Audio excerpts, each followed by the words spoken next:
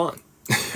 So I find it unique that my video was in response to my mother and not her husband, but yet he still had the most to say, which isn't uncommon. I also found it unfortunate that my mother does not seem to speak on her own. The only two worlds that I know where daddy is used is for children speaking with their fathers and women acknowledging their pimps. Her husband starts off by literally doing the very thing that I said that they would do, which honestly kind of made me feel as though their response was ironic because they validate my original video.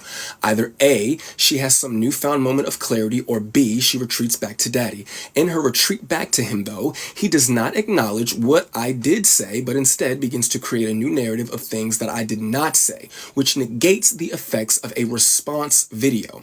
The two of you essentially created a new video rather than actually respond to what was actually said. You also brought up my father. My father, though, is not doing interviews talking about me. In quick regards to the three sons comment, under the context in which your husband was speaking, by your rationale, Ma, he should have easily had no problem saying four sons, especially since you say he knew me before I knew me.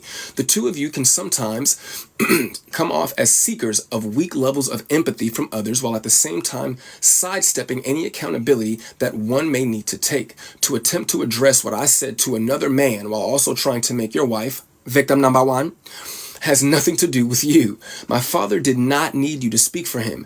You're her daddy, not his. My mother has been speaking on our relationship for years, so to imply that only one side of a story was told when there are several articles and interviews throughout the internet discussing my strained relationship with her, filled with quotes from your wife speaking directly about me, while also providing vague context and downplaying the impact of an uninterested mother. I am 33 years old and have had ample opportunity to go to the media and tell some BS story for a BS amount of money, but instead I am on TikTok expressing my feelings for free.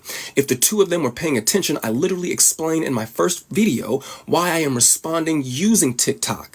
And I should not have to repeat myself. My mother also states there are some people that are saying, oh, you should be ashamed of your mothering skills. You should be ashamed of yourself. This is what I say. Let's let it play out. Because the same ones that were saying, oh, I was crazy, I was deranged, we watched it play out. So just like with my son, we're going to watch this play out. First of all, who the hell is we if it ain't you and I reconciling our relationship? Second of all, it's power in a word. Nobody is playing, but I can understand why you would use that word specifically. As you stated in the Club Shay Shay interview, you had the mentality of a 15-year-old child. You required a man to raise you, and you were acting like a little girl. These are your words. It doesn't matter what context I have them in. This is how you thought of yourself as a grown adult who was someone's mother. Last time I checked, Monique fans, a 15-year-old grown adult who acts like a child but is in search of their daddy, they don't typically make efficient parents. But hey, I could be wrong. On a more serious note, to sit there and allow your daddy to address my mental health in a weak attempt to pass my response off as a moment is disturbing and insulting to those of us who do have mental health issues. The way I presented myself was no different than my mother and her daddy presented themselves when addressing DL Hughley. And her precious sweet babies ate it up. DL is wrong because he's so loud. Mo and daddy are right because they're so calm. But I, for some reason, don't get the same energy. To simply try to call me crazy is dismissive and cowardice. Attacking somebody's mental status is a clear sign that you have zero to stand on. Furthermore, what kind of person still has a text message from their wife's son that is over 2 years old still in their phone saved just for the purpose of re-showing it to him?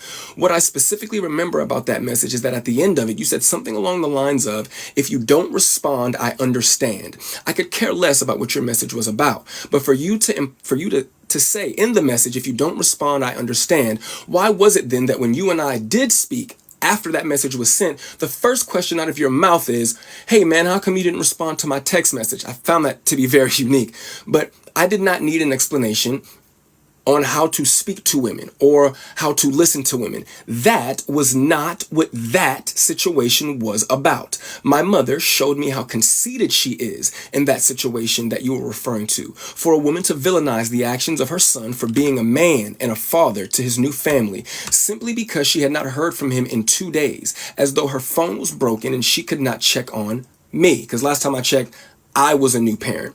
I didn't get a new house. I didn't go on vacation. I didn't just get a new game system. I had a baby. And in those 2 days that you did not hear from me, I was handling my business as a man and a father. But I'll assume your phone and the phones of those around you were all broken, which I wanted to believe was the reason why you did not respond to a message from your son expressing his concern over some bumps that your grandchild had on her back.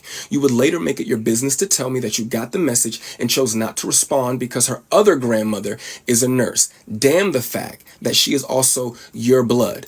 And shout out to Nana. My baby girl loves her some Nana. The statement about money and then stating, don't let nobody introduce me to you, is not a competent statement to make because it wasn't a complete sentence, nor did the two things correlate with each other. And when did you have the time to introduce yourself to a son that you weren't interested in and didn't do the best job you could do? I'm starting to think that you're not hearing yourself. To address money, you gave me $10,000 for a down payment on a car. Yes, thank you again. Thank you. My girlfriend and I were already prepared to put our money together and get a car.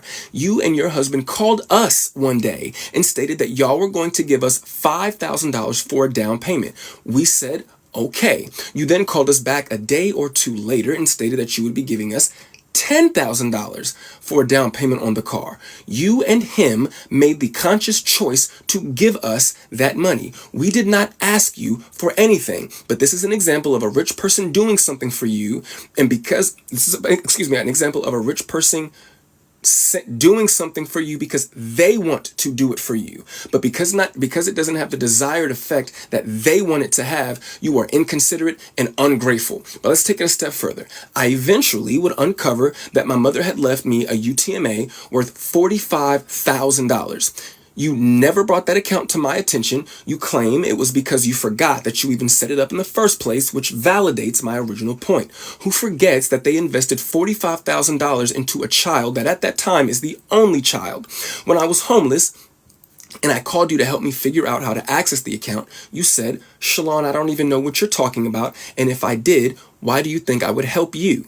After finding out from the Georgia Department of Revenue that they had been sending me mail to 3 separate Georgia addresses, all of which I lived at with you at some point or another. For the life of me, I can't grasp how those letters managed to slip by so many people at 3 different locations. I did, however, eventually get access to the money and the brokerage account that you had set up for me with Morgan Stanley. To be fair, what you put together for me was amazing, especially had I let it sit for a year or two, which made it bittersweet that you wouldn't have wanted to help or even educate me on how to manage what I had. My blowing through that money is all on me, and I have to take my accountability for that, and it's a lesson learned. Sydney stated that the last time that him and I spoke, I wanted to call him Dad. The actual truth is that I wanted to call him Pop. Calling you Uncle Sydney, but my mother calls you Daddy, and the boys call you Daddy. It was getting a little awkward. And yes, for a very short time, I did feel that way about you, but the more things change, the more they stay the same. Oh, Black Jesus.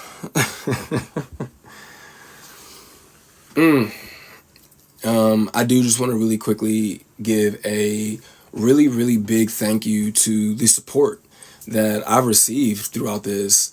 I didn't think that that was something that was going to happen. I didn't make that video to have a tennis match with my mother. I do not plan on making any more videos. This is it. I've said what I wanted to say.